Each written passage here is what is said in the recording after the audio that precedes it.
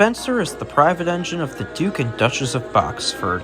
He is the shiniest, sleekest, and one of the most stuck-up engines on the island. He and Gordon ended their famous feud years ago, but both engines will never move on from their pompous, stuck-up, and boastful personalities, even if they have good hearts. One morning, Spencer pulled into Knapford Sheds. He had a fresh new look and was ready to show it to everyone. Good morning, you low-life steamers. He puffed pompously. I finally got my punch rack design. I can go back into my normal design at any time. But what's going to happen to you on this critical day? We're just going to work, replied Harvey. No need to be rude. I'll call you whatever I want, when I want to. But today I'm going to prove what I'm truly all about. I wish he would just calm down. Murdoch sighed. I think he's getting even fucking worse. You might be right about that one, puffed Arthur nervously. And Harvey was indeed correct. Since the Duke and Duchess weren't doing anything major for the day, Sir Topham Hatt asked Spencer to do goods work, much to his outrage. And I think it goes without saying that all of the engines, steam or diesel, were praying that Spencer would get his just desserts because he is one obnoxious f***er.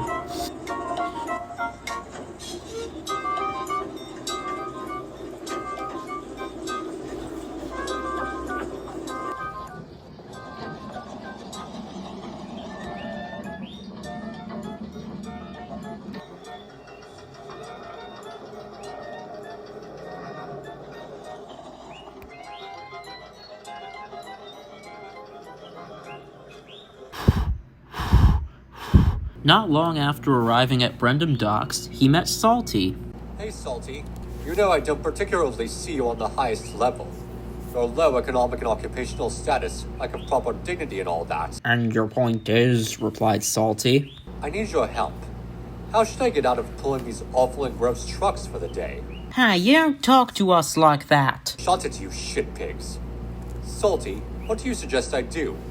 You know I also admire your hard work, and how you get them in line. I once heard the two tales of an A4 Pacific telling other engines to pretend to be ill. It didn't end. Thanks, Salty. I love you more than life itself. Bye! I was about to say that the engine who fell off for it got in a lot of trouble. Spencer shunted the trucks onto a siding and acted ill to get the attention he desired. He then saw Dennis. Oh, my boiler is full of sludge. And why do I have to work at the quarries and have my ass hit by trucks bumping me? I don't feel so well. Although he was suspicious of Spencer, Dennis agreed to take his trucks for him. He was high, his eyes were as red as a f***ing fire truck, and the smell of cannabis billowed from his engine. But he attached his own trucks to Spencer's train and soon set off.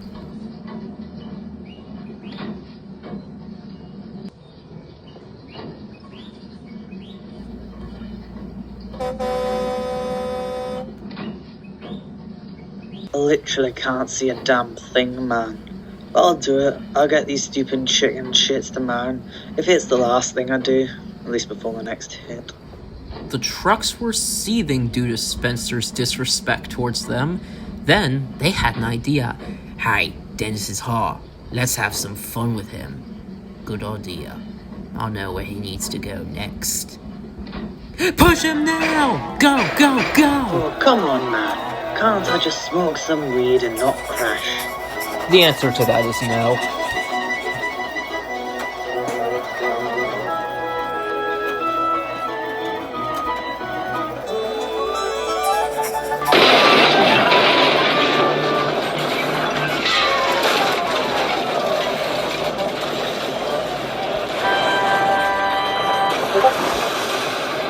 Luckily, no one was killed. "Oh, are you alright, Dennis?" asked Boko and Edward in unison. Dennis said nothing, but the two engines knew he was okay. Soon, Harvey and the breakdown train came to clear the mess. Let me guess.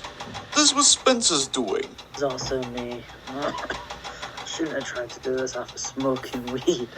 So, what are you gonna do about Spencer? I'll tell Salty. That guy knows how to deal with bigger engines. That evening, Spencer was going back to Knapford Sheds when he saw something. Molly had taken his spot. You really let that dumb blonde stay here? Why her? You have been evicted, Spencer. You caused a crash, put Dennis in severe danger, and insulted Salty. Plus, you haven't paid taxes since 2004. Why are we surprised? Emily added. Of course Spencer never wants to pay taxes. Oh, fuck you. I'll go find somewhere else to sleep. You could go to the docks. I heard they rebuilt the shed behind the warehouse.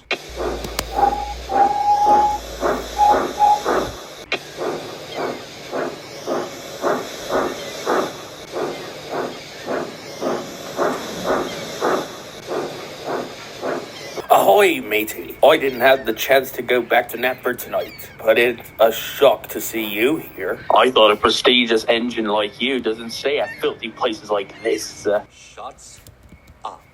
My driver got a fortune cookie at a Chinese restaurant today. Want me to read you what his fortune said? If it will shut you up faster. It says that when a man acts like scum, they become the bum. But Spencer had already fallen asleep. He's going to learn his lesson the hard way.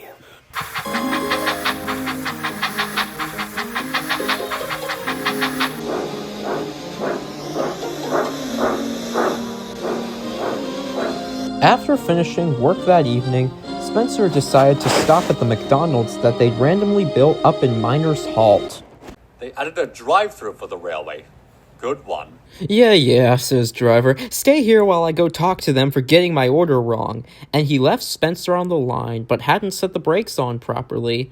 Hey you! Move your fat ass! You got my order wrong! Make it right! Now!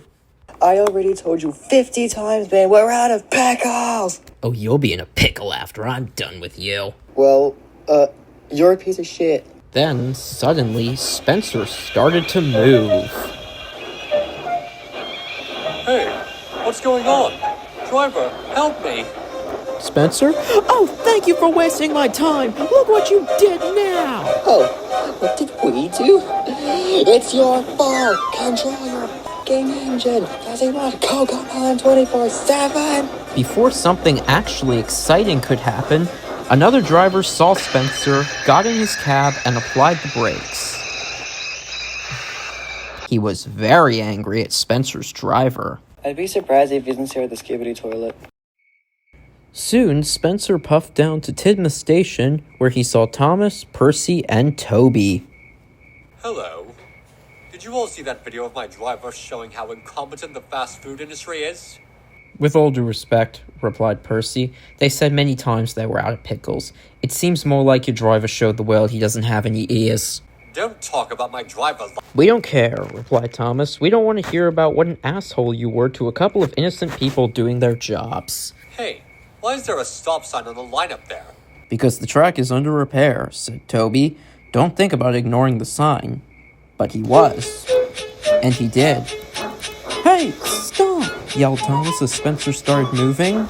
I'm gonna freaking do it, Thomas! The workman watched in horror and dismay. But as he pushed through the stop sign, he came off the line, and then there was trouble.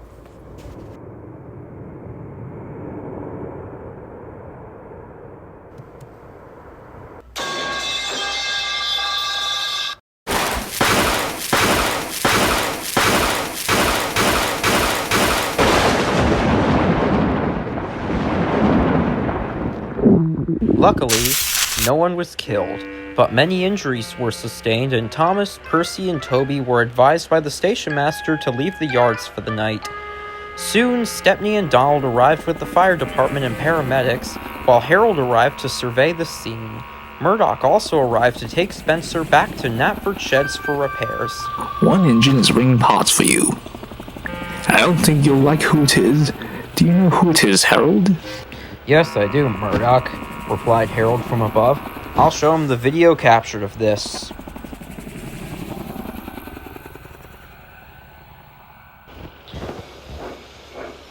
Later, at Knapford Sheds, the engines were getting ready to meet Spencer when Emily puffed in to see Thomas. Are you okay, Thomas? I heard that the crash Spencer caused was very dangerous. I am, sighed Thomas. It's just now the passengers will see what happened as resembling our branch line, avoid us, and Spencer will get no consequences. They won't. In Henry suggested a very fitting consequence for Spencer. Do you want to stay and find out? Trust me, Thomas, added Henry. You'll love it. All right.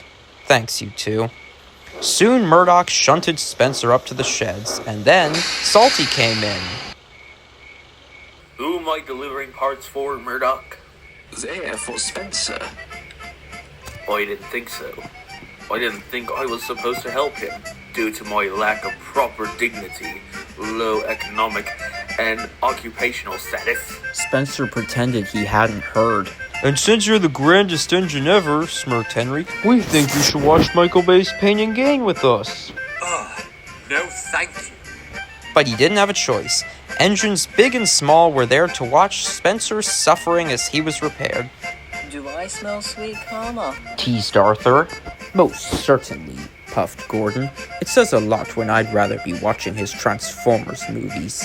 But deep down, Spencer knew he wasn't as badass as he thought he was. He watched the movie and felt like he was in a place worse than the smelter's yard.